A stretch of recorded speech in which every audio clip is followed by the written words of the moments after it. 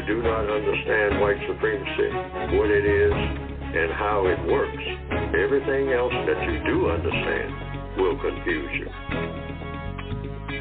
In all of these 9 areas of activity, economics, education, entertainment, labor, law, politics, religion, sex, and war.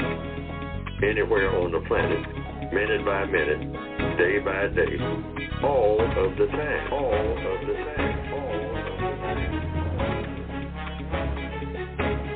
Good morning, and welcome to the April the 25th edition of the Counter Racist Code Show with Mr. Neely Fuller Jr. I am your co-host, Mr. Bobby, and we are delighted to have you join us for today's program.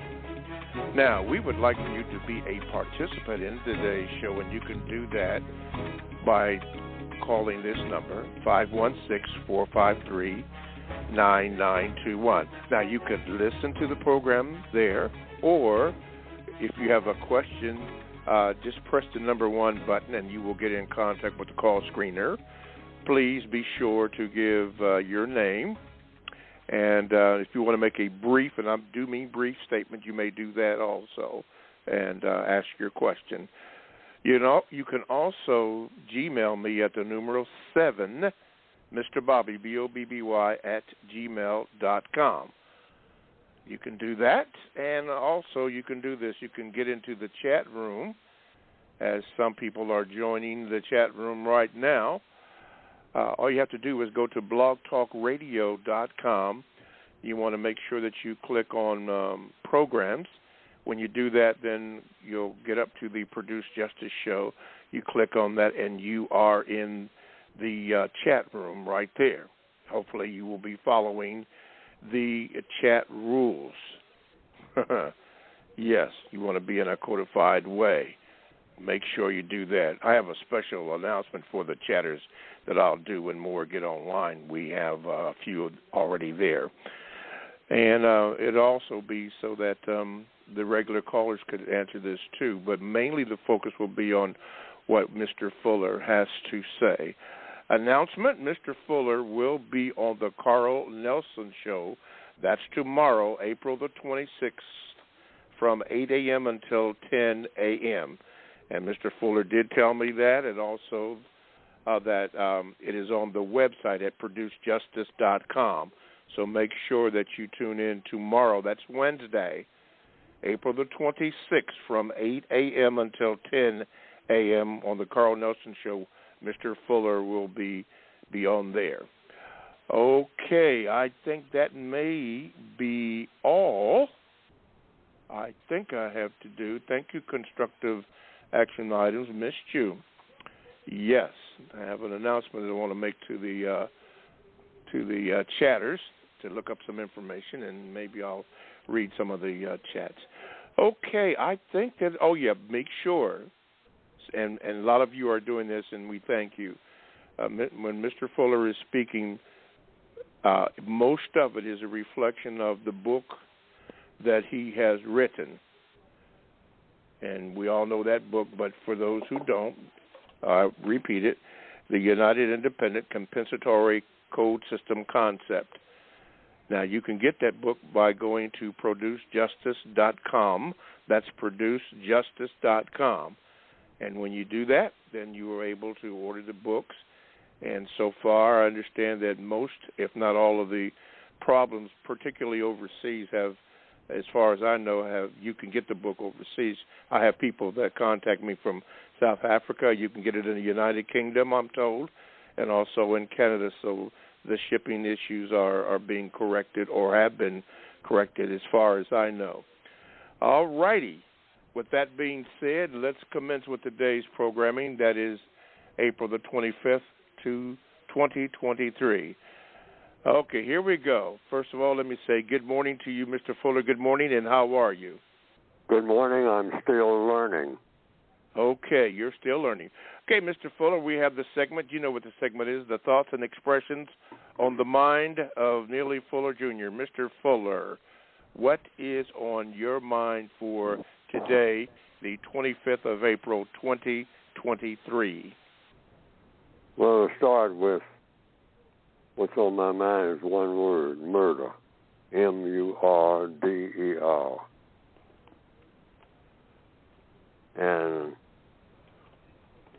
from what I understand and from what I read, and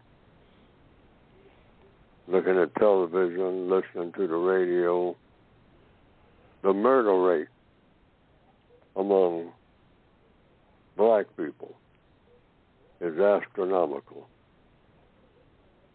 particularly black males and younger black males killing black people. And this is being glossed over, in my opinion. Now, it's intertwined with how smart people are.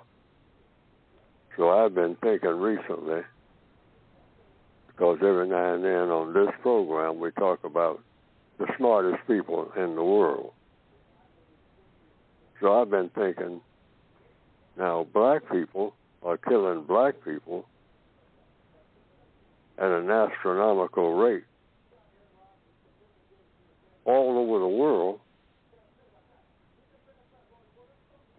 and more or less enjoying it. They're black, and they enjoy killing black people. They are enjoying it. Not doing it out of necessity, for the most part, but there's some form of entertainment. The greatest form of entertainment. If you have huge numbers of black people who are actually bored, if they're not out killing black people, they don't even know what to do with themselves. They just kind of wander around bumping into things. And they become very focused when it comes to killing people that look like themselves. So recently, in the last few days, because what I'm talking about is murder now. I'm not talking about self-defense. I'm talking about murder, which is killing people unjustly. That's what murder is. Unjust killing. So I said this word murder can be considered, if you stop and think about it, creator contempt. Because when you enjoy killing somebody in the form of murder, not self-defense, but in the form of murder, willfully and deliberately killing someone, another person, that is creator contempt. When you're doing it in the form of murder, which means you're killing really not out of necessity, but out of fun. You think this is the thing you should be using your time and energy doing, that this is what you were born to do. Must have been born to do it because you're doing it. I'm not talking about self-defense now. That's killing because you're forced to do it, to try to save yourself from being murdered. But when someone is hunting you down to murder you, to kill you, or whatever reason they give that's not just, you ask a person who is doing the killing, is this a justified killing? This thing you're fixing to do. You're going to a party and you are taking a gun, which means you intend to use it, whether you use it or not. That's your basic intention when you add that to your reason for going to the quote-unquote party. Or you're going to any place where there's going to be a large number of other black people. So you're thinking in terms in the back of your mind, Some of them are going to be targets for my pistol, for my revolver, for my rifle. I don't know who they are, but they're going to be targets. Why? Because I got the power of life and death. And I'm going to introduce that to them because I'm king of the neighborhood. Some of them are people I used to go to school with before I dropped out. Now, some black person somewhere right now on the planet is thinking exactly what I'm saying right now. That is their thought. They're looking at that 9mm over there with those nice shiny bullets lying over there on the bed. And after they get dressed, they're going to add that to their dress code. And at some point, you keep carrying that piece with you. You're going to use it. And most likely it's going to be to murder, commit murder. So I wrote down just something here that I'm looking at. There's some notes that I took because I was thinking about it. Murder is creator contempt. I put the creator contempt in capital letters. The two C's, PC, creator contempt. Contempt for your creator, or contempt for the creator of the person that you are going to murder. Murder is creator contempt. That's whether it's a black person doing it or a white person. If it's murder, unjust killing, willfully and deliberately, not an accident, something you intended to do, planned to do, thought, murder or forethought, or killing or forethought, had it in mind. That's what you're going to do. Or in connection with some type of malice, like robbery. Oh yeah, you don't care anything about the person that you're going to rob. That's why you kill them. You care about what you're going to get from them. That's murder. Unjust killing. And when you do that, I'm just asking the people who got that in mind, think about what you are really doing. You have contempt. You're contesting the power of the creator of the person that you kill, or you're getting ready to kill.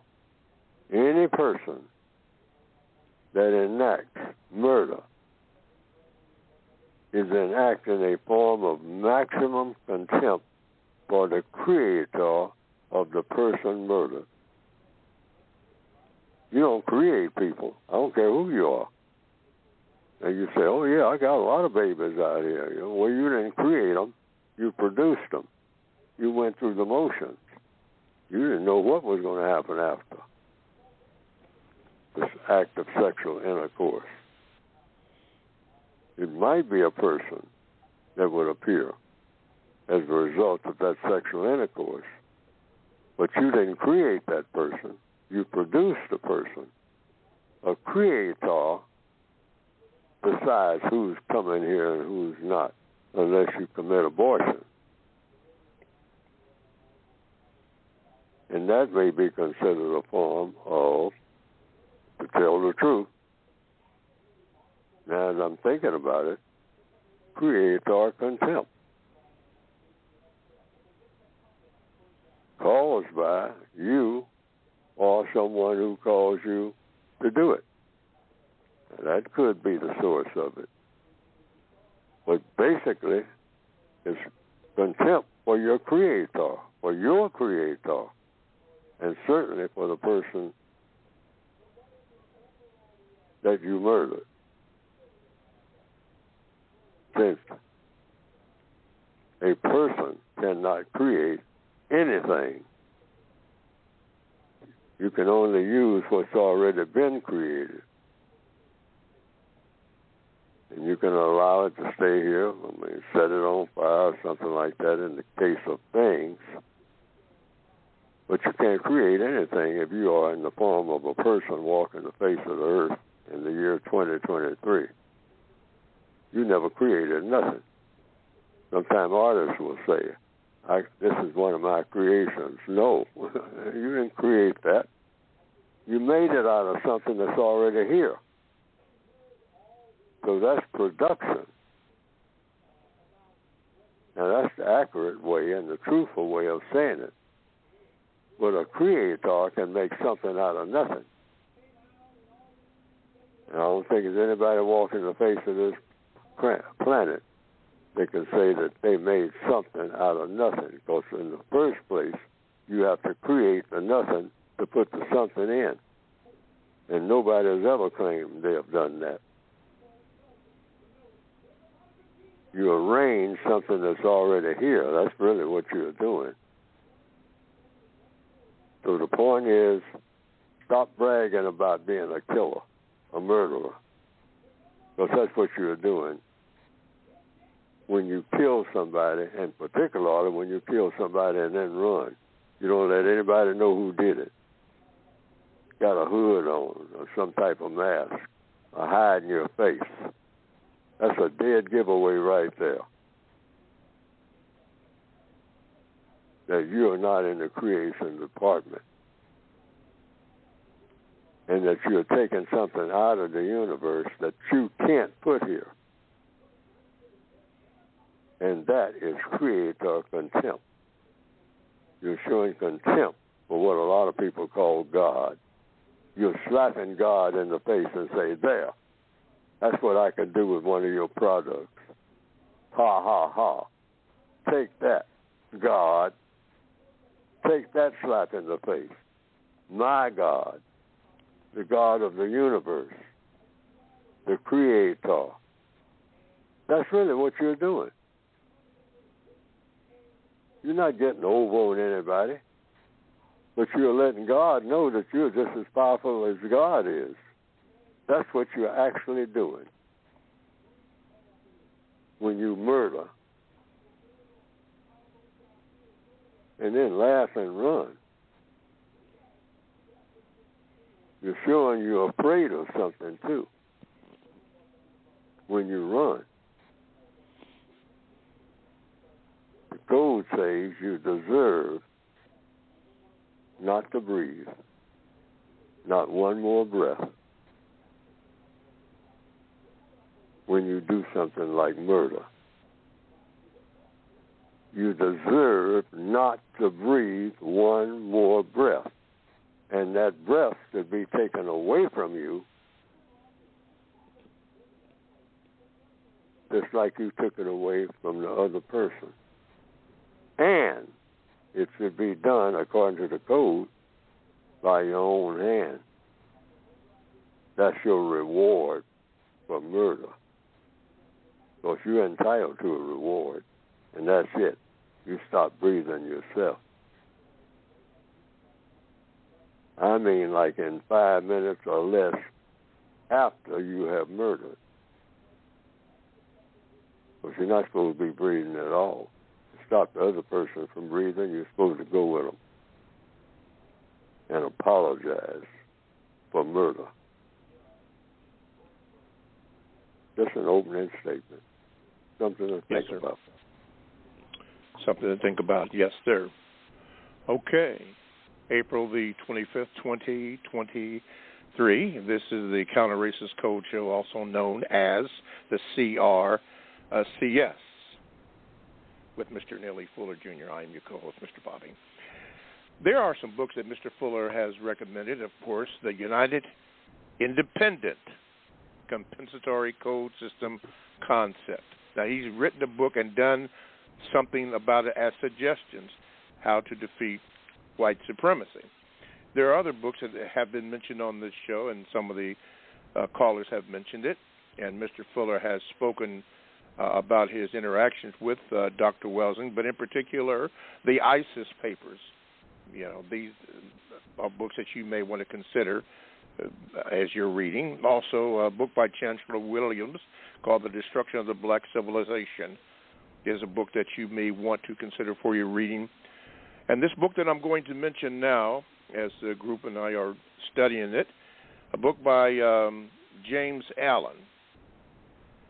And before I give you the title, I just want to say this. This book could be very upsetting to a lot of people, but everything that Mr. Fuller just talked about, expressed, will clear up a lot of confusion to you or put things in perspective so that you can understand what the code book, the United Independent Compensatory Code System concept, is all about and why Mr. Fuller has done something about it in presenting suggestions. The book is called Without Sanctuary. Very, very disturbing, but it gives you a pictorial history of what has been done to us. And I'm not saying it's required reading, but if you want to know and why, that is. I saw the interview on C-SPAN, but it's also in, you can get it in, look it up, or even the crib notes about it. It is long. But you might want to consider that. And I've challenged some people in the chat room about that, Without Sanctuary.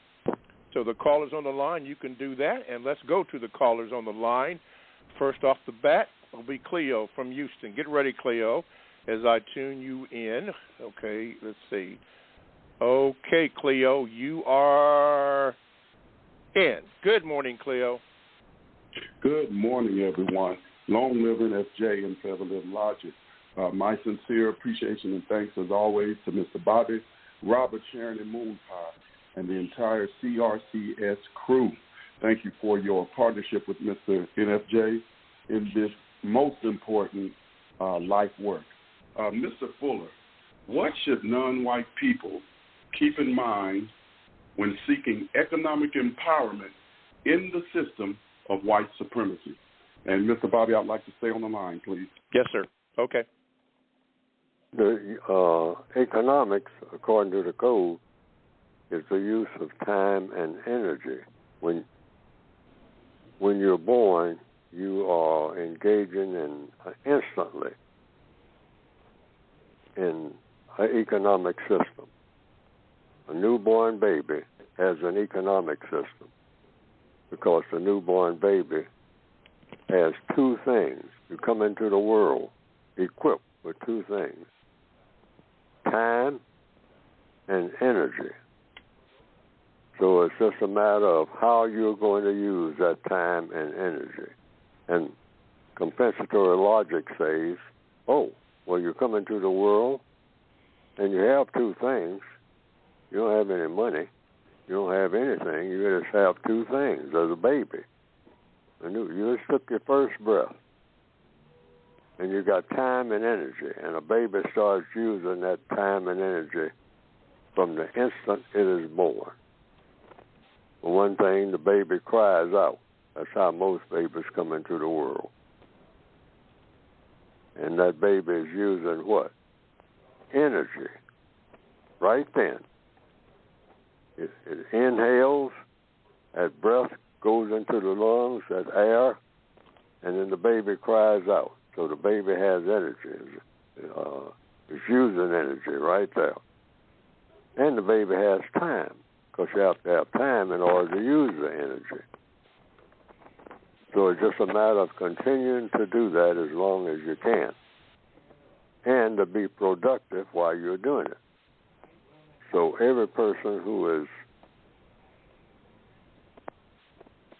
every person really should be using that time and energy from the instant it is born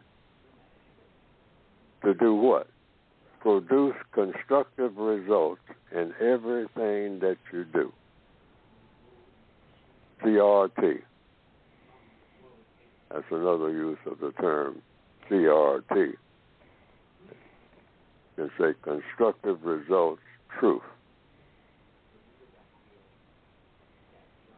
Because you can get constructive results from the use of truth. Truth is that which is. Mm-hmm. So you continue to do that. That's what you should do, according to the code. You're here. You got time and energy. You didn't do anything to earn that time and energy. You had a 9-month ride, usually. You come to term. So in 9 areas of activity, you use all of that time and all of that energy to produce what? Constructive results. And you continue to do that every minute of every day that you are here in the known universe. Mm-hmm. And that's what it's all about, your basic energy. And you can ask yourself each day, the code calls it this day. This day, you wake up in the morning, if that is the case, your circumstances, and you say, what can I do each and every minute of this day that will produce a constructive result? Otherwise, you are not using your time and energy economically. Economics is about the use of time and energy. You have time and you have energy. Not just about how much money you can accumulate. Money is a tool of economics, not an ultimate goal. You get money in order to use that money to do things that will produce constructive results or make it easier for you to produce constructive results.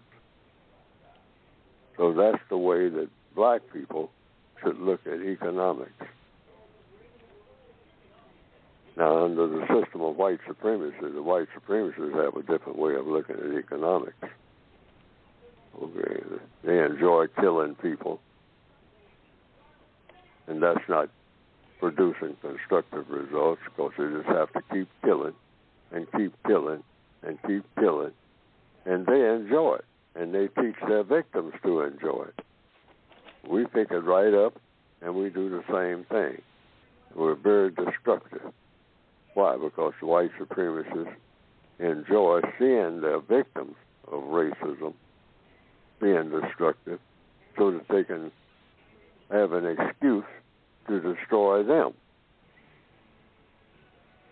They like to engage and brag about competing with the Creator. They say, you can make everything, Creator. God, you can make everything. But I can destroy stuff that you make. And I'm going to teach all these black people how to destroy stuff that you make. And enjoy it. Not only destroy it, but enjoy it. Because that's what we do. We burn midnight oil trying to figure out a better way to do it. Got boats all up under the ocean and whatnot. We're going to kill somebody. We're going to find somebody to kill. Even if we kill each other, and we'll do a lot of that. But we're definitely going to kill a whole bunch of dark people and teach them to kill each other. Now, is that economical? Is that the correct use of time and energy? No.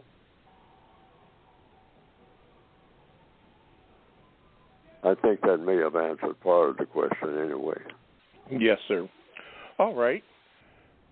Thank you, Cleo. Thank you very, very much. And thank you in the chat room who have answered the call of the book that we discussed or I mentioned, which is Without Sanctuary for those who are coming in. Thank you, callmates, for your suggestion or your discussion on it. Thank you for being awake. Tell you what we're going to do. We're going to wake up to a break.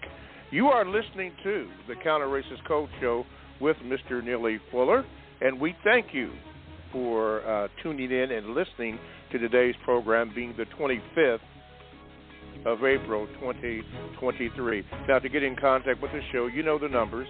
Just call this number, 516-453-9921. Make sure you press the number 1 button so that you can ask a question or give a brief, and I do mean brief, comment. please make it brief. If you are a first-time caller, please indicate to the call screener that you are, and they will inform me, and we will give you a proper introduction. You can also Gmail me at the numero 7, Mr. Bobby, BOBBY, @gmail.com. And as usual, I cannot promise that your Gmail will be read on today's program, but it will be read. So if I don't read it today, don't worry. It will be read at some point, and I will let you know. You can also join the chat room by going to blogtalkradio.com. And you want to make sure that you click on programs, and then the program you want is the Produce Justice Show. You click on that, and you are in the chat room. And got to be codified when you're in there, because the chatters are awake, and they're very, very good. I respect them very, very much. Listen, for those who just are tuning in and did not know this, Mr. Fuller, tomorrow, everybody say Wednesday. You didn't say it in the back. Wednesday, tomorrow, the 26th of April, Mr. Fuller will be on the Carl Nelson Show from 8 a.m. until 10 a.m. That's the Carl Nelson Show from 8 a.m. until 10 a.m. And the kind people here at the station, and Mr. Fuller did inform me today that it is up on our website at producejustice.com, so you don't have to go fumbling around looking for the Carl Nelson Show. We have it here at producejustice.com. And while you're there at producejustice.com, don't forget that you can get all the books and materials that Mr. Fuller discusses right there at producejustice.com, and archives of past shows. Very good, and inform people about that. Sometimes it takes a while to get on to what Mr. Fuller is talking about, but once you embrace it and begin to learn, you'll begin to have that absence of confusion, and you're always in a state of learning. So make sure that you do that. Okay, producejustice.com. Okay, all righty. I am getting some good feedback on this. Okay, those 4 books somebody asked, Mr. Fuller's book, please make sure that you get that, please. The United Independent Compensatory Code System Concept. You need to get that book, have that on your coffee table and on in your bookshelves. Or, that would be, these are suggestions. I can't make you do that, and you don't have to do that, but make sure you do that. The ISIS Papers by Dr. Francis Cress-Welsing, very good book. You just got to get that. The Destruction of the Black Civilization by Chancellor Williams. Yes, you may need to get that, because we're all still learning. And also this one here, Without Sanctuary by James Allen. You can get the book. You can also get the documentary, which is conducted by C-SPAN. It just open up your eyes and cut down on that confusion that we all have been taught. Okay, let's get back to the program, and let's go to Milwaukee. Corey, get ready. Get ready, Corey. Ready, set. Let me see if I can get you in here. Okay, Corey, you're on with Mr. Fuller. Go ahead, please. Greetings, Mr. Bobby, Mr. Fuller. I yes, remain sir. on the line, Mr. Bobby. Thank yes, you. sir. Mr. Fuller, the cover of the Compensatory Counter-Racist Code book that you've written, that's available at producejustice.com, the bottom line above your name says, a textbook, workbook for thought, speech, and or action for victims of racism, white supremacy. Mr. Fuller, can you explain how trying to produce justice starts with the correct thought, then that thought is expressed with the correct word, and then the doing part?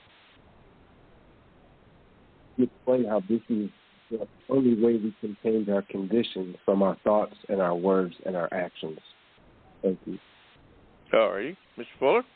Well, recently, since some of the calls over the years and at seminars I've attended, people felt somewhat combative, or they expressed opposition to what Neely Fuller has said about being smart, and that the white supremacists are not the smartest people on the planet. And so I take that into consideration, because I say that they are. Okay. And, but maybe what I'm saying is not true. So I'll put it within this frame of reference, rather than go back and forth about who the smartest people are, and who is smart and who's not, who's ignorant and who's not, who can solve problems and who does and who doesn't. But I'll say we do have a problem, and that's the central problem I talk about. That's what this whole program is about, I think. And that is what we call the race problem. So recently I've been thinking, what's the best way to talk about this without a lot of black people just going at each other back and forth, being combative, rather than educating ourselves toward the best approach? Well, I always say that all problems are best solved through, or they're going to be solved, through the process of questions and answers. So rather than make an announcement about who's smart and who isn't, and then getting into a long argument about it, it's best just put it in the form of a question. And I think I have. And I'll just run it past this audience, because this is the first time I think that I've expressed it like this, just in the form of a question. So here is the question that I ask the whole world. That's white and non-white people, male and female, everybody, young and old. Who are the smartest people on the planet, or in the known universe, rather? Who are the smartest people in the known universe? These smartest people, in capital letters. Who are the smartest people by name in the known universe right on this day in 2023? Who are the smartest people in the known universe? And here's the other part. Who are the smartest people? That's the first part. And why haven't they solved the race problem? And I'm putting that out there to everybody in the entire planet, on the entire planet. All the people who have considered it, all the people who haven't. But that's the question. Who are the smartest people in the known universe right now? The smartest, the very smartest. And why haven't these smartest people solved the race problem? And I'm not embellishing that question with anything added to that. That's a question mark. Who are the smartest people? It's a two-part question now. Who are the smartest people? And the second part of the question, why haven't the smartest people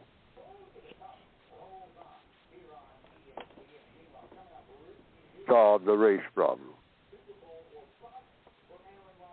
And I just leave that hanging out there with a question mark, a big question mark behind it. Now, that's not being argumentative. That's not making an announcement of the white supremacists being the smartest people. That's raising a question. Because all problems are solved, according to logic, through the process of questions and answers. Like this program is all about questions and answers. Why? Because that's how you get constructive results, all down to the history of the universe. You raise a question, and you answer the question truthfully. And that's how all so-called progress is made. So who are the smartest people? That's the first thing you have to consider.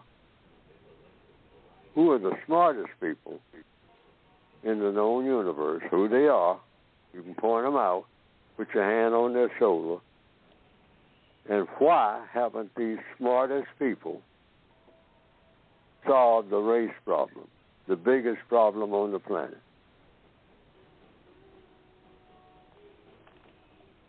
Dr. Christopher Edley, if I'm quoting him correctly, of Columbia University, said, and I'm paraphrasing, I don't have the exact words in front of me, the race problem is not rocket science. It's harder than rocket science. And for the average person, rocket science is pretty hard. It calls for some people who are really smart, from what I understand, from what I've been told. You can't be a lazy-brained person. You have to have a brain that really works at its maximum to be what you call a rocket scientist, a rocket scientist. That you have to do a whole lot of serious thinking. You can't be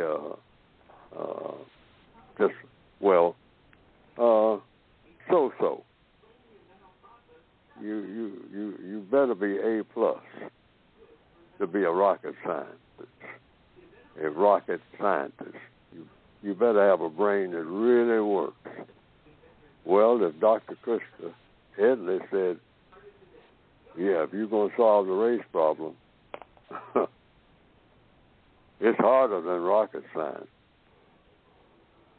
So we talked about the smartest people now. Who are the smartest people on the planet?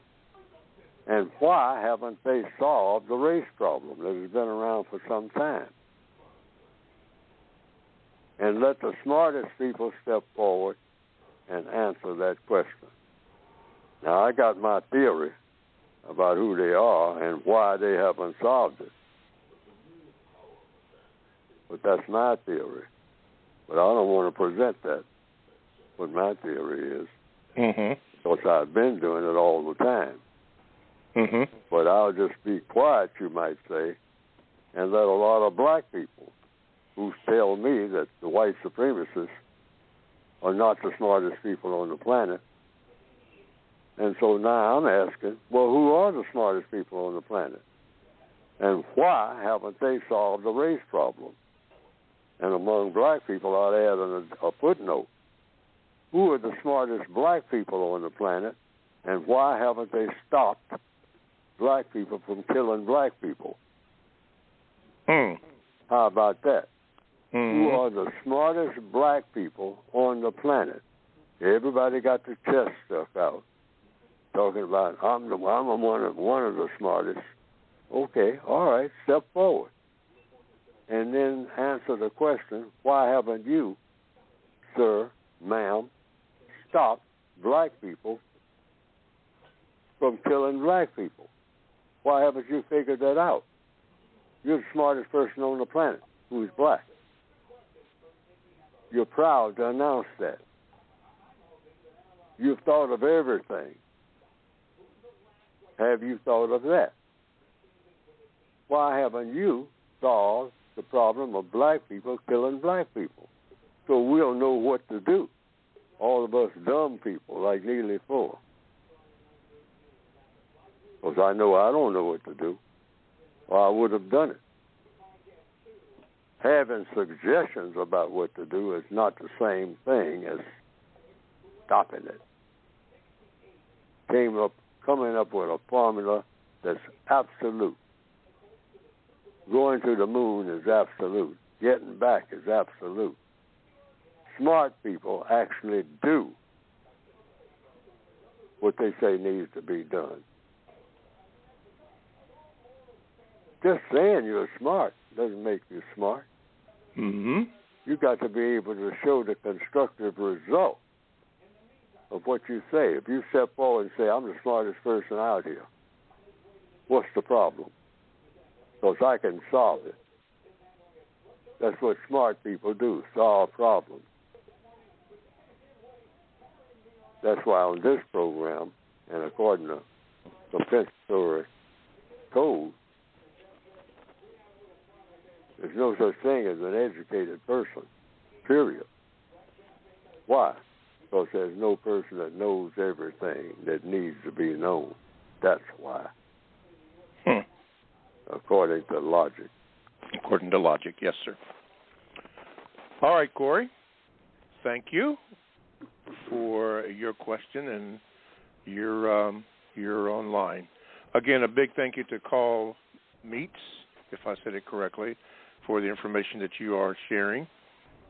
Thank you. That's on the that's for the people in the chat room.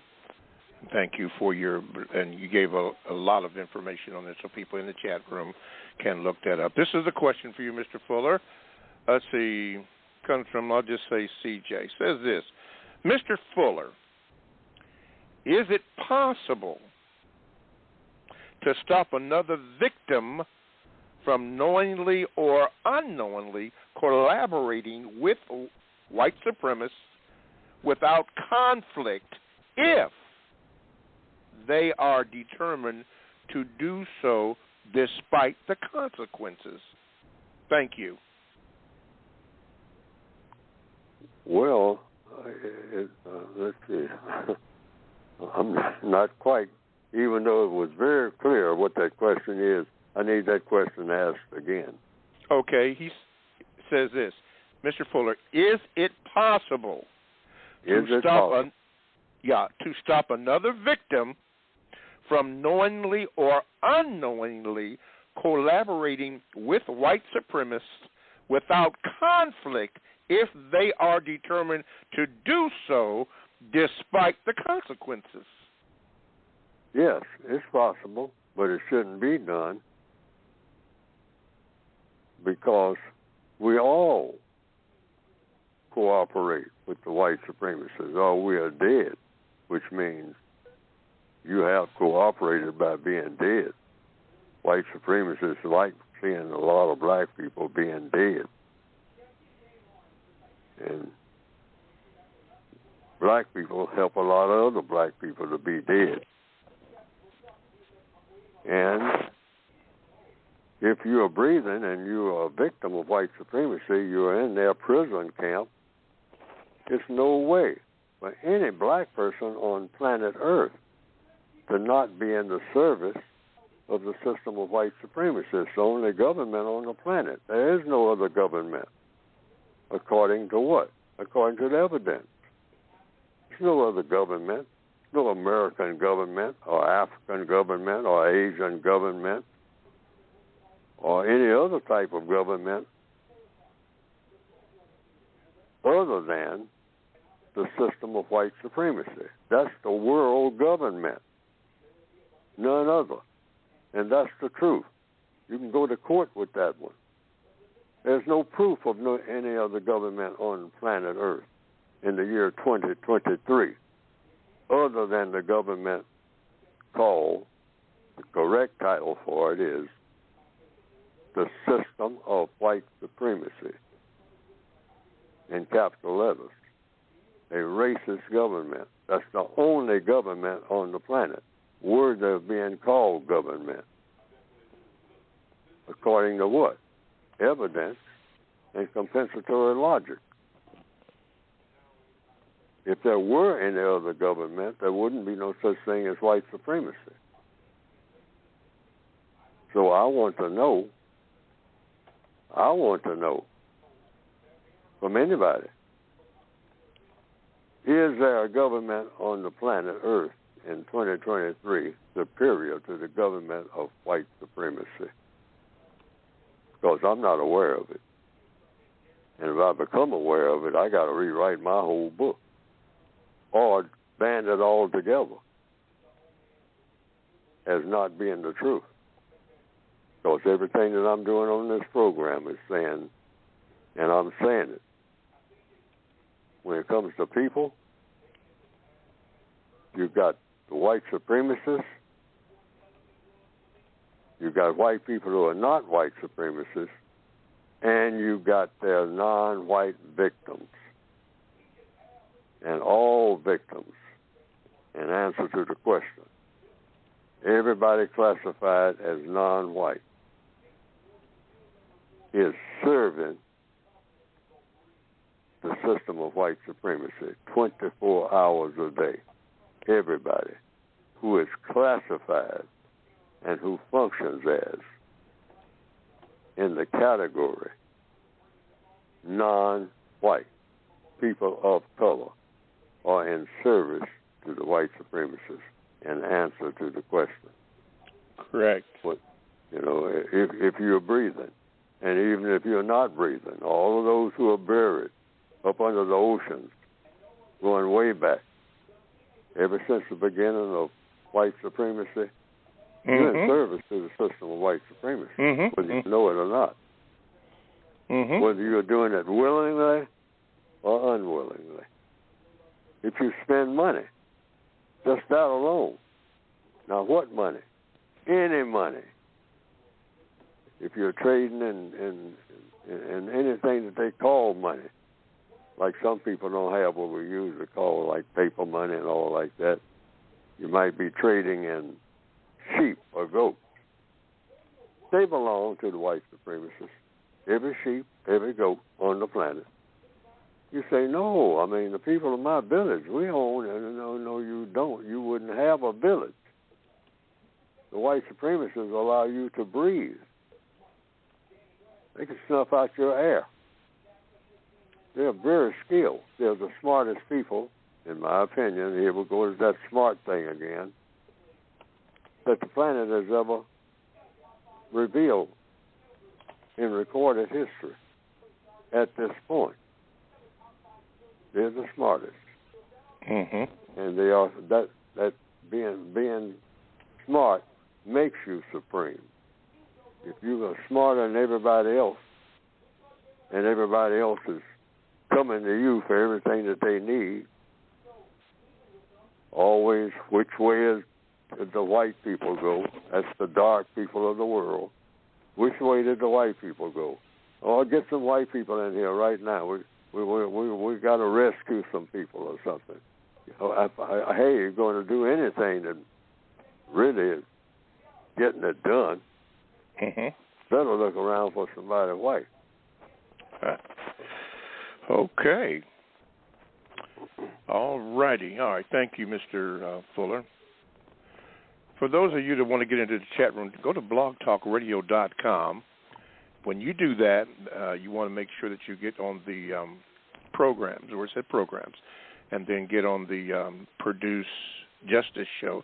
You click on that, and then there's a button for the chat room, and you can get in there.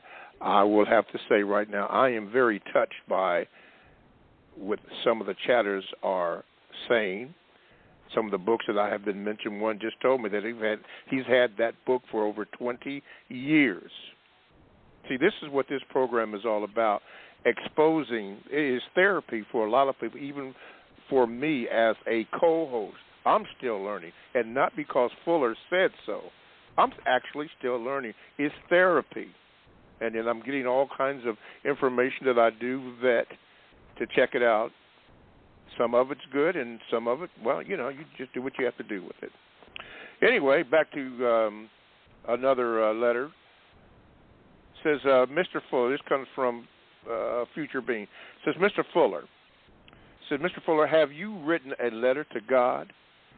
Mr. Fuller, do you think you should write a letter to God at this time in your life? Well, here's a letter that I wrote to God, and it has some quotes in it that you awakened me to. Dear Lord, I thank you for your blessings and rewards. I humbly ask that you grant me the reward of those you have blessed and help me achieve the best constructive result. you have the power to change my night into day, and I observe and honor you. You are the only one who can grant my request.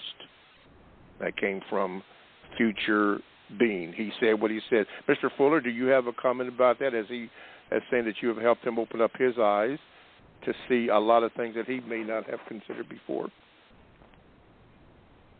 Well, I say that my Creator talks to me, and I try to listen. And I came to the conclusion that when I am making some kind of sense, it means that I take what the Creator says to me seriously. And a lot of times, most of the time, I think I'm ignoring my Creator and going on my own, and that's when I make. And how do I know when I'm doing that? It's when I'm making mistakes, and I make a lot of mistakes. So I'm kind of an unruly child when it comes to that, of my Creator, and I understand that. I know when I make a mistake. See, when you make mistakes, you're not listening to your Creator. Mm-hmm. Your Creator talks to you all the time. You don't have to talk to the Creator. You don't have to say anything to the Creator. The Creator already knows. Well, you're not informing the Creator of nothing. Creator is well informed. My Creator, according to logic. Now, that's the way I see it. I don't write letters to my Creator. My Creator instructs me about what to do and what not to do. And when I'm doing something I shouldn't be doing, including to sit down to eat the type of food that I'm going to eat. The Creator knows what I'm doing. And if I know what I'm doing, and I know that what I'm doing is incompatible with getting a constructive result from what I am eating, I'm actually showing a form of childish rebellion against whatever created me. Why? Because my body has to have nutrition. And my Creator is watching me eat something that's not nutritious for my body. Yes, sir. And the Creator is telling me, now, Fuller, you know you might get a stomach ache, because that's what I'm going to give to you as a little notice that you got to go and grab some medicine out of some drugstore somewhere, when you could have avoided this in the first place. Well, you're not using the time and energy that I gave you the way you should be doing it, and I'm putting you on notice by doing you a little bit of harm. Mm-hmm. See, that's the Creator talking to me. Yes, sir. That's the way I see it. Mm-hmm. See, I don't have to go through anybody to talk to the Creator, because the Creator is talking to me all the time. That's the way I see it. Okay. I don't need a third party. All righty. Well, we thank you for the answer. We thank you very, very, very much. Okay. We have come to the conclusion of the first hour of the Counter Racist Code Show with Mr. Neely Fuller Jr., still learning. And if you have to go, sorry to see you have to go, because this is a very interesting program, a lot of information. But don't forget that you can get the information by going to producejustice.com. And don't forget that Mr. Fuller will be on the Carl Nelson Show tomorrow, the 25th of April, from 8 a.m. until 10 a.m., and it is on our website at producejustice.com, as well as all the books and materials that you can get by going to producejustice.com. Now, for those who have to go, hopefully we'll see you next week. But for those who are going to be around, as I said in my terrestrial radio days, stick and stay, don't go away. We have one more hour of the Counter Racist Code Show with Mr. Neely Fuller coming up. And, well, see, my little clock is running here since about 20 seconds. So because we have 20 seconds, Mr. Fuller, before we go to the second hour, I'm going to give you the last 20 seconds. Go, Mr. Fuller. Hello? Hello? Hello? Yes. Wow. Yes. Okay. My last word. Constructive results. Okay, let's do this. Thank you for listening. Okay, I cannot hear anybody right now, so I'm going to go on as if it's going on. Welcome to the second hour of the Counter-Racist Code Show with Mr. Neely Fuller Jr. I am your co-host, Mr. Bobby. Now, to get in contact with today's show, all you have to do is go to, dial this number, 516-453-9921. Make sure you press the number 1 button so that you can be heard. You can also make a brief comment and ask a question to Mr. Fuller. You can also join the chat room by going to blogtalkradio.com, and you want to click on programs. And when you do that, the Produce Justice Show will be on the menu. You just click on that, and you are in the chat room. And lastly, if you have a question, that you can Gmail me at the numero 7, Mr. Bobby, B-O-B-B, at 7, Mr. Bobby, B-O-B-B-Y, at gmail.com. You can do that, and hopefully at some point in time your question will be read.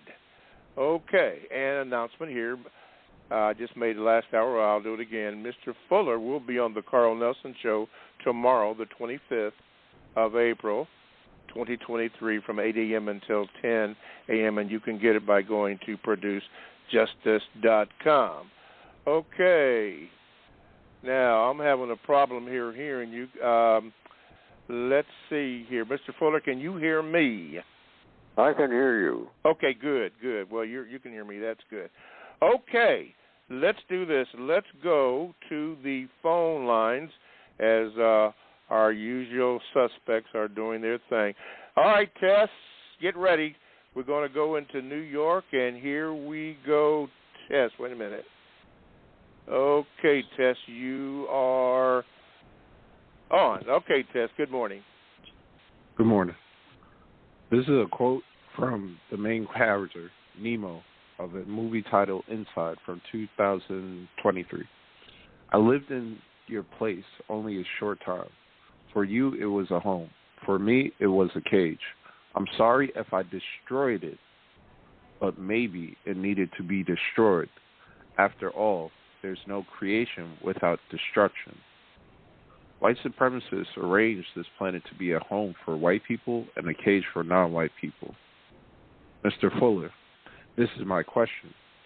Is it possible to replace the system of white supremacy with a system of justice without any creation or destruction? Yes, you're creating a system of justice, or producing it, rather. I don't use the word creation except from a person that can make something, or a force that can make something out of nothing. And that's usually what we call God, Allah, the Great One, the Great Spirit, etc., different names for what the code calls a creator or the creator.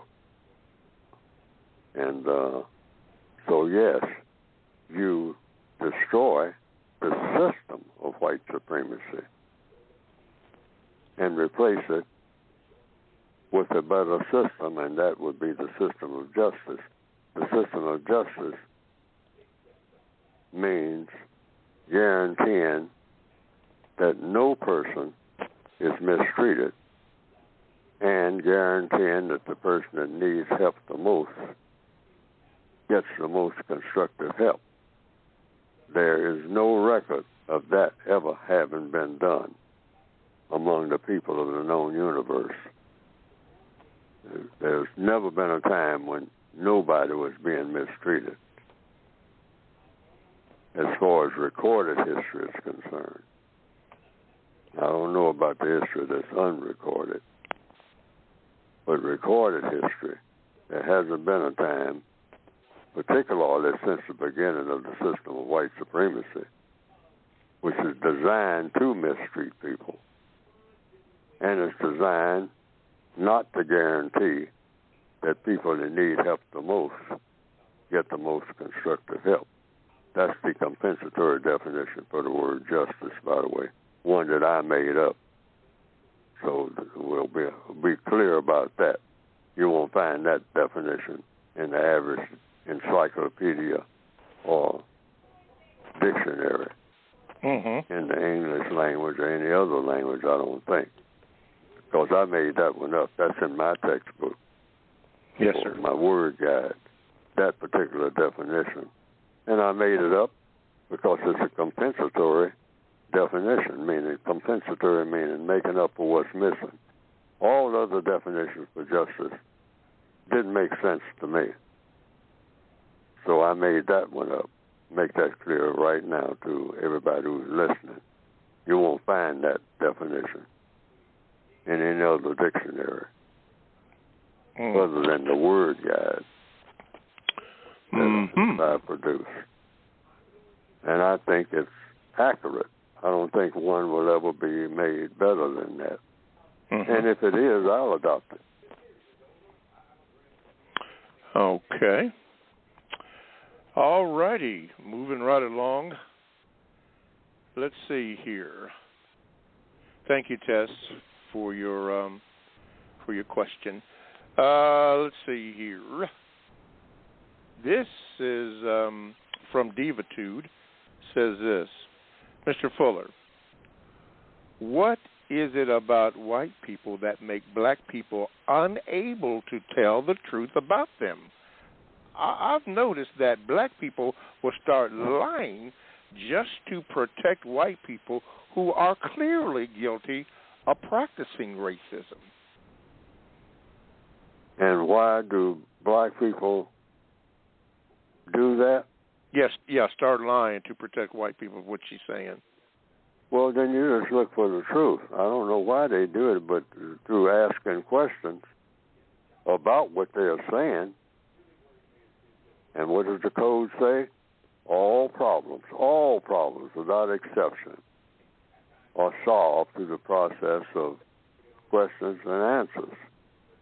So you don't accuse the black person of lying. What you do is just simply ask questions about what they're saying.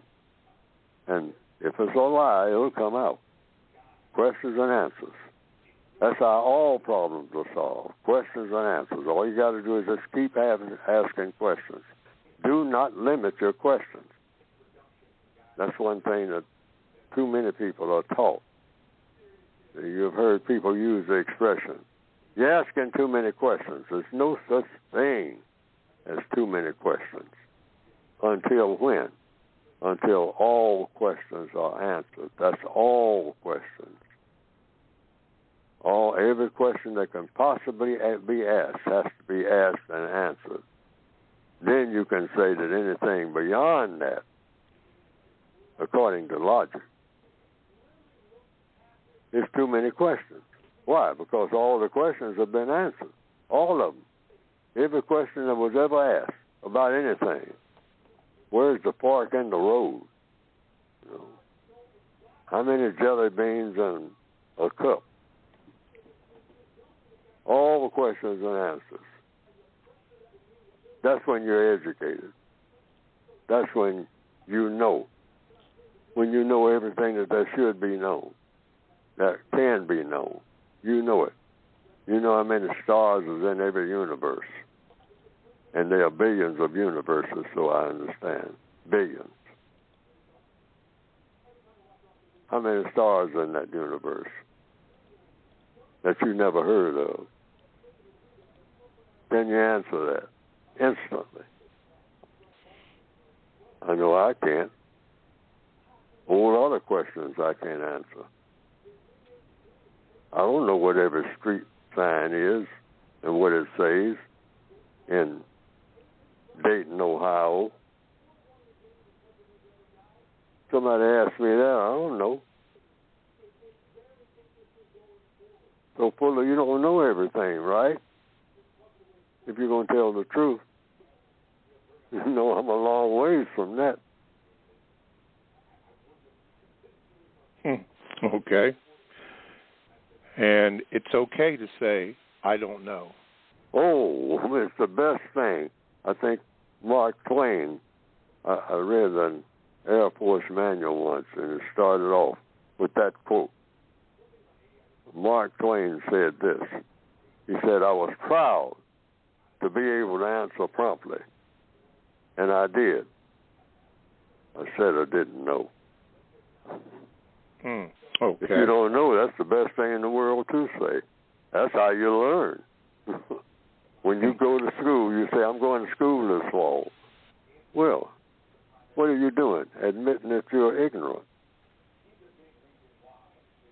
The first step toward getting knowledge is to admit that you don't know. Ignorance just means you don't know. That doesn't mean that you're insane or anything like that. It just means you don't know. So that you're not ashamed of not knowing. Like that old sergeant that I sometimes talk about. He said, Fuller, never be ashamed of what you don't know. Be ashamed of not trying like hell to find out. That stuck with me.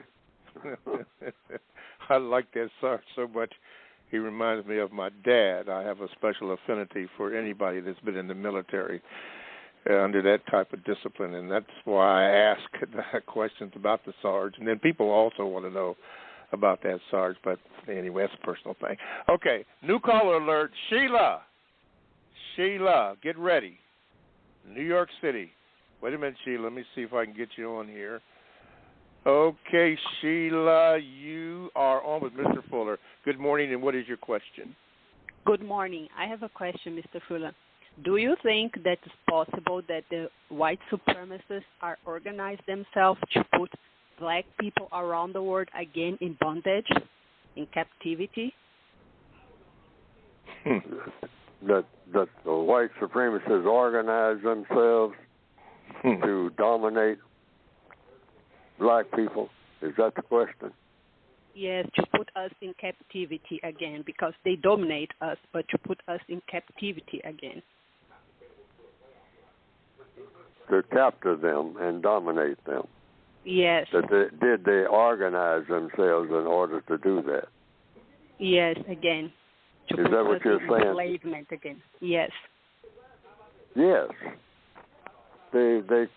I call it codified, meaning they found out what's the best way to go about dominating people. They asked themselves that question somewhere along the way. And like I said, once you ask a question, the answers start coming toward the source of the question. So they figured that out. And they kept doing it, and they're doing it now. They burn midnight oil trying to say, how can we maintain domination over these dark people all over the world and have each individual know what that code is, what the white code is, which they well know. The white people who practice, not talking about all white people, but those who practice white supremacy, if you work at something, you become smart at what you're working at. That's if you're fixing a car or sewing a shirt.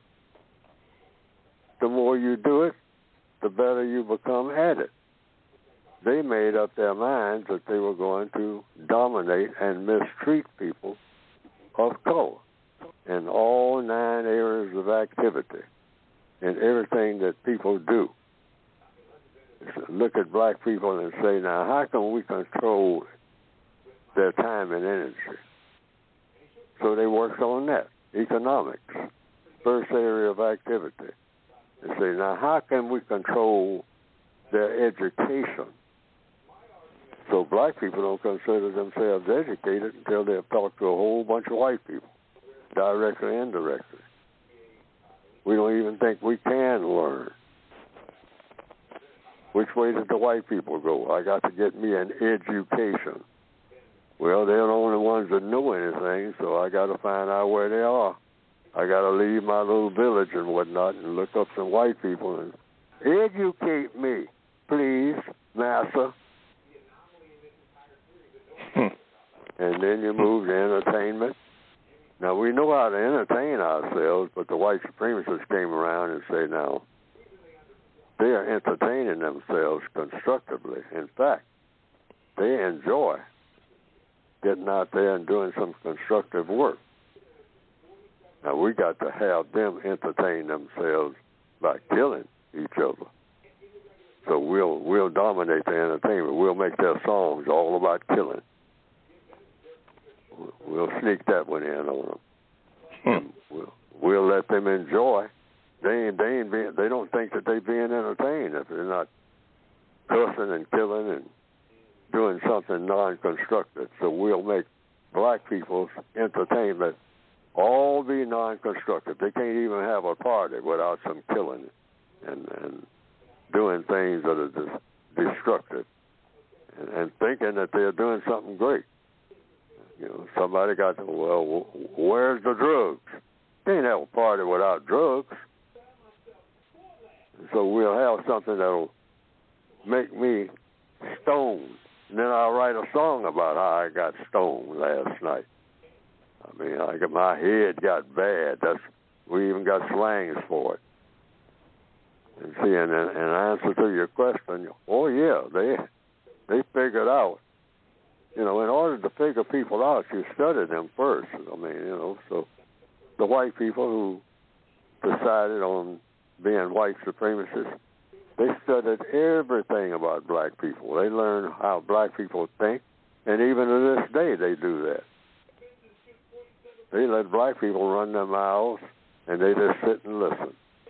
They say, oh, that's what they think about this. Oh, that's what they think about how to spend money.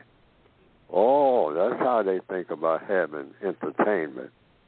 Oh, they think about their religion is about this, that, and the other. Well, I'm going to change all that so that they will be serving me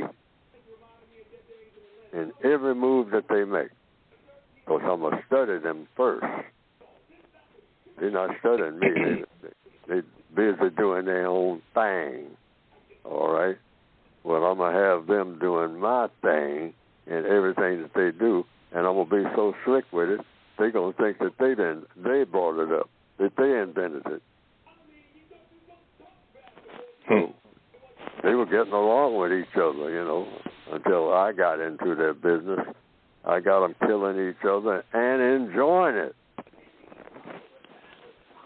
They run down the street, ha, ha, ha. Look what I did to my classmates. But see, here's what. The system of white supremacy is so evil. Like anything evil, it spreads back on the evildoer. Mm-hmm. That's the nature of evil. Mm-hmm. So they do a whole lot to themselves of what they put on somebody else. But they don't mind that because they do the percentages. Are we harming them more than we are harming ourselves? And as long as we can keep it that way, just let the whole world be dominated by pure evil. And the system of white supremacy is pure evil. Evil at its best. Yes, sir. All righty. Sheila, new caller. Do not be a stranger to this program. We thank you very much for your call. Okay, let me see here. Who's up here? Okay, let's see here. See, we got them. Okay, wait a minute.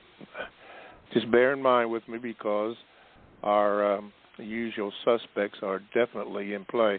Sometimes when you're speaking, Mr. Fuller, it's not you, it's them. You're actually sometimes cut off. So I have to wait until it kicks back in, but we're back in right now. Okay, let's go down to Texas. And Delbert, get ready, Delbert. Get ready. Let me see if I can click you in without controversy.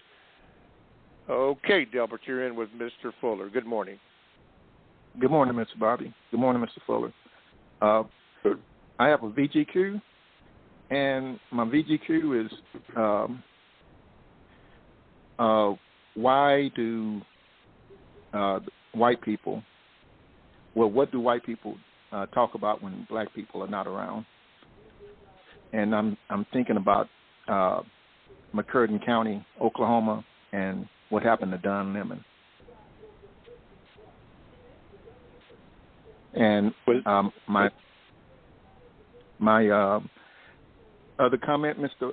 Bobby, is I'm from Center, Texas, and that's where Lidge Daniels was lynched.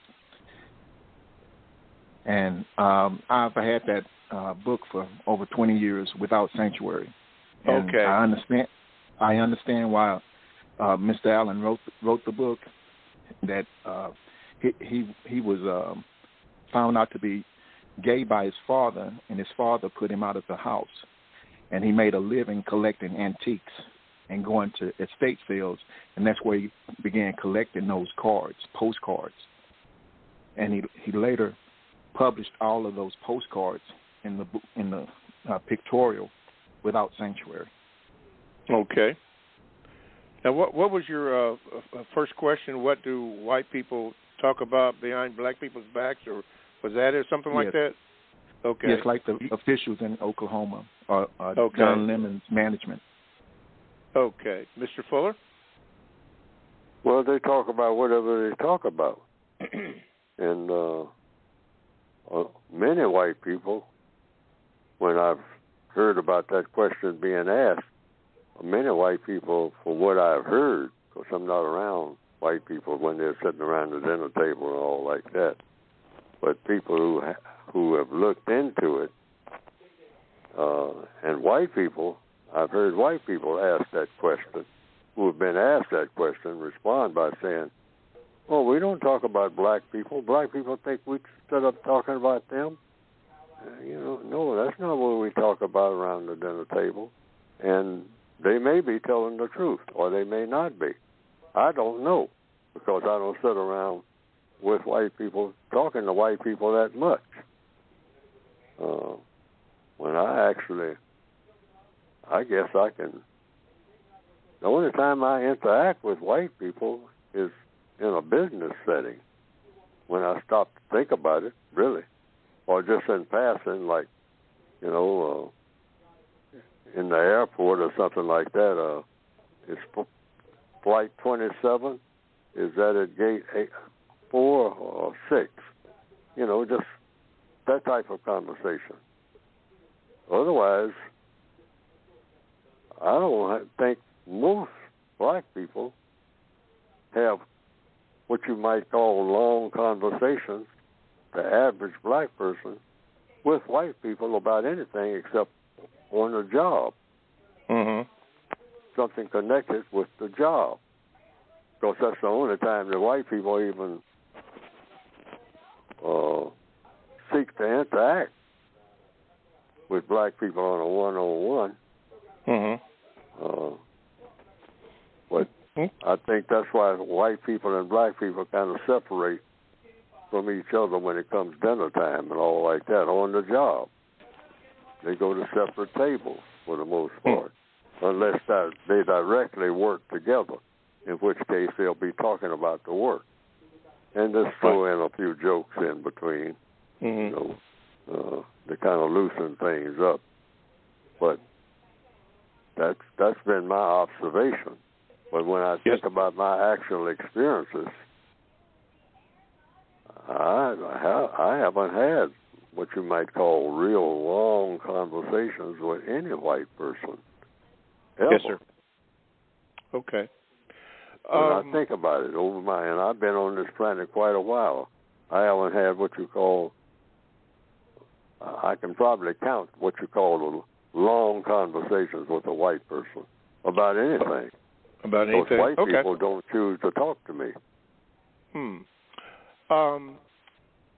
can. I want you to correct me if I'm wrong, but I believe in one of the conversations on a radio program that you and I were doing, I believe you were giving a speech, and two gentlemen, I believe, and please correct me if I'm wrong, two gentlemen rushed down an aisle to confront you. Do you remember that incident? Yes, in New York City. Okay. I mean, were these gentlemen white? Yes, there was two of them, and they rushed down the aisle and say, "You are homophobic," one of them shouted out. and the place was crowded, mostly with white people. And I looked up because I wasn't expecting that, but the code says be ready for anything. So in a compensatory fashion, I followed the code. I said, well, come forward, sir. And right in the middle of my sentence, they ran right back out of the place. They ran out of the place, not only out of the room. They left the building, I think, but they definitely got out of that room before I could respond. They just came down, and one of them shouted, "You are homophobic." And then, according to the code, I was going to have them, because that's the codified procedure that I use, have the person who is opposing whatever it is you're saying, or seems like they're opposing it, have them come forward, make their case. And I was all ready to do that. And they ran out the room? They ran out of the room before I could even respond. I wanted them to come down. I beckoned for them, and I said, oh, okay, I'm homophobic. Come down and make your case. That's a charge, all right? You're making that charge against me, Neely Fuller. I'm homophobic. Come down and make your case, because then I'm going to go through the whole ritual that the code requires me to do. That's what I'm saying by being codified. Yes, sir. I mean, I wasn't going to argue or anything like that. Just make your case. Make your case. I'll go with whatever case you come up with if it's what produces a constructive result, if it makes sense. Okay? If you explain what that sounded like they were making a charge to me. And so I just go into the question thing. All problems are solved through the questions and answers. First of all, what do you mean by that? Give me a definition for what you're talking about. I probably have 1,000 questions. Or as many questions as it takes to come up with the most constructive answers. Right. Since they made the charge against you. Yes, they made a charge, that's all. And then they ran out. Okay. And one time, on another occasion, it was a black person that stood up and in a very strong voice said, "You are misleading the people." I said, "Sir, come forward, if you don't mind." And I went and sat down. Okay. And I said, "Okay, tell this audience how I am doing what you just said, and say what you have to say about it." And so he talked for about 5 minutes, and the audience themselves said, "Okay, we've heard enough, brother. All right, okay." We want to hear what Mr. Fuller has to say. Yes, sir. Okay. So he obeyed the audience, and I went back, and I didn't even comment on what he said. He started talking about something, went, took the pointer and started writing something on the board. But the audience itself said, okay, they've heard enough. Yeah. Because they wanted to hear me. See, I didn't ask a lot. 4 or 5 people jumped up with the intention of putting him out. Hey, brother, you interrupting. You interrupting. You're not showing respect. No, I don't do that. I say, you're saying that I'm doing something I shouldn't be doing? Well, you may be correct. So you come down and make your case. That's the codified procedure. Yes, sir. The procedure I have adopted. Yes, and sir. I'm rigid about that. Oh, you got something to say that's going to be better than what I'm saying? Well, we always want the best. Because if I sit here and listen to you, and you're saying something better than what I am saying, that's what this audience should hear. Yes, sir. See, it ain't personal. It's business. It's business. Okay. All right. I just thought I would point out because we have done several shows, and I remember those 2 gentlemen who you said made a charge against you but ran out before you had a chance to address that. And this is my first time hearing about this black fellow that did that. and they got him. Well, they were tired of hearing it. They wanted to speak to you. Okay, well, thank you, Mr. Fuller, and thank you, Delbert. Okay, let's do this. You are listening to the Counter Racist Code Show with Mr. Neely Fuller Jr. here on the 25th of April, 2023. We thank you for listening. To get in contact with the show, you know the numbers, but I'll give them to you anyway. Call this number, 516-453-9921, and a question or a brief comment, because time is running short. Just press the number 1 button and give your name to the call screener so we can get you on, and we can do our thing from there. You could also Gmail me at the numeral 7, Mr. Bobby, BOBBY, at gmail.com. More than likely, your question will not be read today, but on an upcoming program, it will be read. I'll send you a symbol and get all that for you. And lastly, you can get into the chat room by going to blogtalkradio.com. You want to make sure that you click on programs, and then once you programs, there's a menu up there, and you want to get the Produce Justice Show. Produce Justice Show. Click on that, and then you can see where you're able to get in to the chat room, and you can go from there. Also, keep in mind that on tomorrow, everybody says tomorrow, which is what, Wednesday? According to the Julian calendar, I believe it is. Wednesday, April the 25th, 2023, Mr. Fuller will be on the Carl Nelson Show from 8 a.m. until 10 a.m. And Produce Justice has fixed up a situation. Thank you, Robert, Sharon, Moonpie, or whoever did that, so that all you have to do is click on producejustice.com at that time, and you can pick up the interview that Carl Nelson will share or hold with Mr. Fuller. That's tomorrow, the 25th of April, 2023, from 8 a.m. until 10 a.m. on the Carl Nelson Show. Mr. Fuller will be on there. Okay.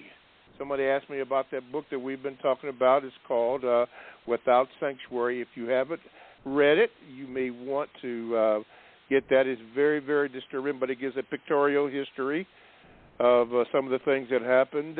It's documented. It ain't no mites. This stuff happens. Some of it you know about, but most of it you don't know about. But you may want to get that. But of those 4 books, don't forget the Mr. Fuller's book, The United Independent Compensatory Code System Concept. That book, suggestion to have in your library. The book by one of the books by Dr. Francis Cress Welsing, the ISIS Papers. Yeah. Excuse me. Thank you, Be Good One. It's the 26th. Thank you for Mr. Fuller will be on the 26th. Thank you, Be Good One. Man, I messed that up, but I got it corrected. Thank you for the correction. Still learning. Okay. The other book is is by Chancellor Williams called The Destruction of the Black Civilization, and by Chancellor Williams, and Without Sanctuary by James Allen. Let me get it straight now. Mr. Fuller will be on the Carl Nelson Show tomorrow, Wednesday, the 26th of April, 2023. Thank you very much, Be Good One. Yeah, you got me together. Still learning. All right. All righty, still learning, and let's go to still learning to the phone lines. And we have here in Wheaton, Illinois, it just says AP. Okay, AP, let's see if we can get you in here. Okay, AP, the 26th. Go ahead. Hello? Yes, you're on with Mr. Fuller. Okay. God, I've been waiting for a while, but it's the sacrifice. I would like to make an observation and a VGQ, and then I have a question for Neely Fuller, if I may.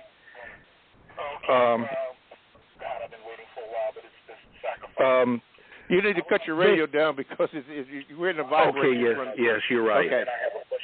Okay. Can you hear me now? Yeah, go ahead, please, sir. Okay, sorry about that. Mr. Fuller, in listening to your thoughts this morning, I couldn't help but think about the same thing because I constantly see it on the news about the murder rate and the killings, the mass killings that are happening that are very common nowadays, and it's a real problem. I've also surmised that they don't want to solve this problem of mass killings, in my opinion, because it's a form of depopulation and genocide. And they don't mind some of the casualties that come along with losing some whites that kill each other.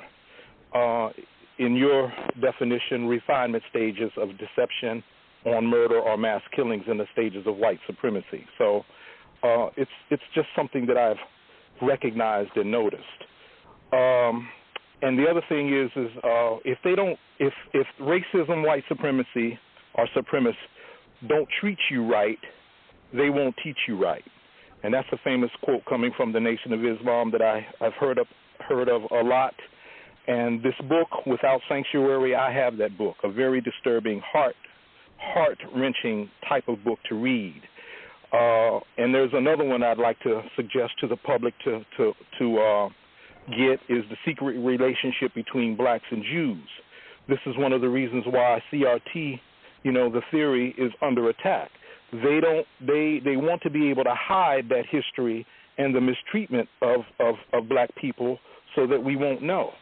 And you can see these examples in the governors of the state of Florida in DeSantis. You can see this in the governor of Texas, and you can see this also in the governor and the recent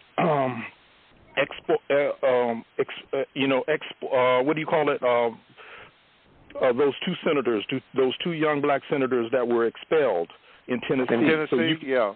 Mm-hmm. Yeah, you can see the example of that happening, and that's the real problem. So, in my opinion, there's always been the question as to why, if white people have a problem with black people, then why won't they allow us, get out of our way, and allow us to fend for ourselves and not be in our business? But they don't want to do that. And that woman who asked the question earlier, is it a worldwide system of what we're kind of seeing? Does the whole system want to really put black people in bondage again? Something to think about and be mindful of. That's the whole system of racism, white supremacy that you talk about, Mr. Lily Fuller. Now, one of the questions that I have for you is in the area of sex and politics, and it's a real problem and real confusion that's up against now with the transgender inclusion in sports. With transgender must mean that the male-born people want to compete against women. And I have a problem with that because that's an unfair advantage for the transgender person competing against women. If they wanted to compete, then why aren't they competing against men? I think the solution should be, and no one has talked about this, and I would like to, and wonder why white supremacists don't talk about this as a solution. If transgender people want to be transgender and they want to compete, then why don't they set up a league like they do the National Football League and all these other professional sports and have transgender people compete against each other instead of, you see what I mean? AP, so I would like to know if you would make a comment about that. I'm sorry to interrupt you, AP, but I was just told that we need to hurry you along because we have a long list of calls. Okay, my question is this then, Mr. Bobby, is yes, sir. Can Mr. Fuller comment on what he sees in that confusion, which you've already talked about transgender and sex and politics, that confusion that's created? Okay, thank you very much. So much. Mr. Fuller? Yes, I'll try to broad brush it briefly. Whatever the white supremacists do in any of the 9 areas of activity, it is to make the system of white supremacists stronger. So the white supremacists in the area of sex, the 9 areas, have said sex is very powerful. So we have to have absolute control over everything that people of color do or even think about doing in the area of sex. And by having control, we mean confuse them. Anything that's dealing with sex, cause as much confusion as you possibly can. Doesn't make any difference how you do it or what form it takes. I mean, we can work out those details easily. But as long as you have mass confusion in everything that's sexual, if it's something in economics, mass confusion, so that black people don't know which way to use their time and energy and whatnot, or money, or anything, in all the areas of activity, but particularly in the area of sex. And then the next thing, the seventh area of activity, next to the eighth, religion. Confuse them. Keep them confused in those two areas, I mean, in particular. I mean, right down to every turn of the knob, you might say. Cause as much confusion as you possibly can. And they say, well, what kind of confusion? Any kind of confusion. I mean, everything that you can possibly think of. Think of it, and put it out there, run tests on it, see if it'll fly. And you definitely have to do this in the area of sex, or you should do it. The white supremacists figured this out a long time ago, because if you can control a person's mind in the area of sex, you can control them in all the other areas with ease. Sex is extremely powerful, and if you can mess up a black person's mind in the area of sex, you got them. You got them in religion, you got them in war, you got them in politics. I mean, you have actually crucified them in every way that you possibly can. That's the easiest route to go. Find out where they are mentally in a sexual way and get control of it, and then steer it all over the place. Any kind of nonsense you can come up with, dump it on black people. It's much garbage sex. You can put that under that umbrella and stick with it and make it look beautiful. Paint it all up. Strut it around. Put pretty colors on it. And put that label on it that this is the best sex that ever was. That all that other stuff is archaic, out of style. Come up with these new forms. That's what you black people need more than you need anything. You need a new form of sex. And as many different forms as you can possibly think of. And I will help you do it, bankroll it to the nth degree, put every black person who is on the fence about it, give them all kinds of money and have them satisfied with just coming up with as many forms of sex as you possibly can. Help us to do it. It'll help you black people more than anything else will ever help you. This is what Harriet Tubman died for. This is what all the people, Martin Luther King, all of them, this is what they died for. You black people need new forms of sex. You need to stop being so backward. Yes, okay? Sir. Yes, so that's sir. what they're doing. In a nutshell, if I can put it out there just that way. And they don't care how they do it or which way it goes. Yes. And then we'll control it. Because then we'll control everything else. Real easy. Real easy. Sex is very powerful. Yes, if you can control a person sexually, you can control them in every other thing that you mentioned. Yes. Broadcasting, whatever. I know you are correct because I was speaking with a young lady yesterday, and she told me about a lady that caught a venereal disease from having sexual intercourse with a dog. So, yeah, you are right on it. Wow. Leona. Dog lovers, step forward. Love, that's what's wrong with the world. We don't have enough love. So you love your dog, don't you? Well, express it. You got to have a way of expressing that love. Just buying dog food ain't enough. Yeah. See, the white supremacists know what they're doing, boy, and are they good at it. And we have fallen for it hook, line, and sinker. Go for the professors first. That's what they'll tell you. Okay. Wow. Leona, we're going to get you in here from the Midwest. Go ahead, Lee. Wait a minute. Okay, come on. There we go. Leona, you're on with Mr. Fuller. What is your question? Greetings, Mr. Bobby. Greetings, Mr. Fuller. Mr. Fuller, recently I was forced by the white supremacist system to move to a new residence, okay? And in the course of that process, I came across a book order form for the United Independent Compensatory Code System concept and also for the Counter Racist Word Guide. Now, on this book order form paper, it says here that, it was requesting email addresses, okay? And it says for future online mailings of the United Independent Compensatory Code System Concept newsletter. Now, this book order form I think is kind of old, but my question is, are you still considering doing a newsletter for the United Independent Compensatory Code System Concept? Are you still considering doing that? That's one question. I never considered doing it at all. Oh dear. Well, maybe this form I have. I don't have any connection with that. Oh my. Oh. Go to producejustice.com.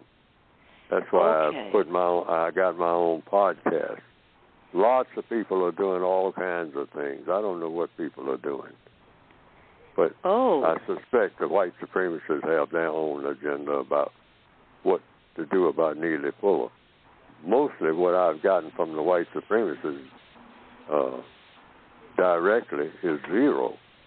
I mean, my name is not supposed to be mentioned, or my book is not supposed to be mentioned, or anything that I'm doing is silent. Even when I talk to white people talk to me, really. I mean, come to the seminars when I was out there going to seminars, they would just come up and say, what you say is very interesting. But while they were sitting there, they never challenged me from the audience, even when I asked people that they have any kind of disagreement with anything that I was saying. A lot of black people would get up and, the place would be smoking sometimes. But no white person ever has done that except the incident that happened in New York when the two white people ran down the aisle coming toward me and said, one of them shouted, "You are homophobic." And then before I could utter a word, because I started beckoning them to come further, come up on the stand, take the mic, make your case. That's the codified procedure. But they ran out of the place fast before I could respond. So, white people just don't, for some, all down through the years, I haven't heard a white person mention the book or my name and whatnot. And even when other people, black people, have been on programs, TV programs, and mentioned my name or the book, they'd comment on everybody else. They would make no comment on nothing that I'm doing at all, period. That's been consistent everywhere. And I wondered about it. And I came to the conclusion, I must be on to something. You are. What's your second question? Well, Mr. Fuller, listen, I know part of the code is to not accumulate a lot of stuff because you have to move it. I'm curious, what kind of things do you do to not accumulate a lot of stuff? And by the way, Mr. Fuller, don't accumulate a lot of stuff. That's it. Don't bring it in. Don't bring it in. You bring it in, you're going to have to find a place for it. See, so what you're actually doing, you're paying house notes or rent on a whole lot of stuff that's just taking up that precious space. I went to a place, a lady just bought a house many decades ago, and she was showing me around in her house. And when she got to one room, she said, I kind of keep this room sealed off because it's kind of embarrassing because there's nothing in it. And I said, you hold on to that room being empty as long as you can. That was my codified advice. I said, because you've just moved into a new house and you're embarrassed about a room being empty. I said, hold on that philosophy and keep that room as empty as you can for as long as you can. I said, because you're going to be looking for space of stuff that you're going to bring in here, and you're going to be trying to find space for it. And I say that applies even today. Don't try to fill up space. Don't think that where you are, whether it's an apartment or a house, is too empty. No. No, do just the reverse. Try to keep it as empty as you possibly can. You don't need all that stuff, even though you think you do. You got stuff. You go into that closet, and I've heard many a person say that about garages and everything else. Yes, sir. Say, when did I get this? When did anybody ever get this? Why would anybody ever get anything like this? I didn't know I had this. You'll know you had it when you get ready to move it, because those movers, they thrive on you accumulating stuff. And they know you got to move. So you're breaking yourself, really. You're weighting yourself down. I mean, be able to move, with one truck forward. Wow. If you can. If you can. Stop accumulating. Stop it. Okay, Rita. All these Friday sales and all like that. Hey, I ain't going nowhere. You know, I ain't bringing not another item in here. Anytime I bring something in, I'm taking something out. I'm gonna give it as a gift to somebody. Because when you have to move, then what do you do? All that stuff that you bought, that you worked hard for, working overtime to get it, you wind up throwing it in the trash because you couldn't give it away in time. Stop and think about it. Stop accumulating stuff. And that's stuff in yourself, too. I was thinking about that this morning. Your basic house is your body. Think about that. That's one thing you can leave this program with today. Your basic house is your body. Don't stuff that either. So you're going to have to move that. First place you're going to move it is where? A hospital ward. Because you're overstuffed. So you do to your house and your apartment exactly what you do to your body. Your body is your basic house. Don't stuff that body with stuff that the body doesn't know what to do with. Okay. So the body just piles it up and piles it up and piles it up. It tries to get rid of it, but you're stuffing it so fast with so much stuff that the body is receiving this stuff and saying, I'm not even made for this. All this sugar, all this starch. What am I going to do with all this stuff? So I just stuff it. That's what your body does. Stuff your body gets a signal from you. Well, since I can't process it, it ain't nothing that I'm supposed to be receiving. Missent address, but it's artificial food that they give me. It ain't food. It's not nourishing.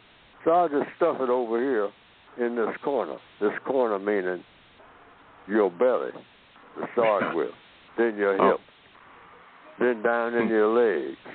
Next thing you know, you can't move at all.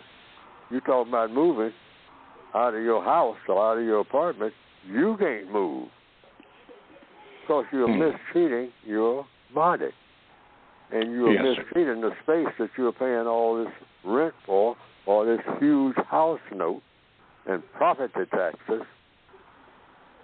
You need leave some space. Yes, sir. Particularly in your body. Oh, okay, Leona. Thank you for your question. Really appreciate that, dear, very much. Okay, Mr. Fuller, Robert has given us a little permission to go over. Now, I have to ask you, because we have some callers on the line, is it all right with you that we extend it just a little bit, not very long, but just a little bit, so that we can get the callers in? Okay. Okay. All right, Robert, you heard it. We have it permission. Okay, now everybody that's on the line, we're going to try to get you in. So make your questions short and sweet so Mr. Fuller can answer so we can get you in. Let's go to Terrence from Tennessee. Terrence, you're there with Mr. Fuller. Go ahead, please. Hey, good morning, Mr. Bobby. Good morning, Mr. Good morning. Fuller. I'll try to get right to it. I was just looking at things, and I was thinking about evolving or evolution versus revolving, going in a circle. And it seems to me that the supremacists evolve. They refine and they innovate, and whereas we kind of keep revolving in a circle. This is my VGQ.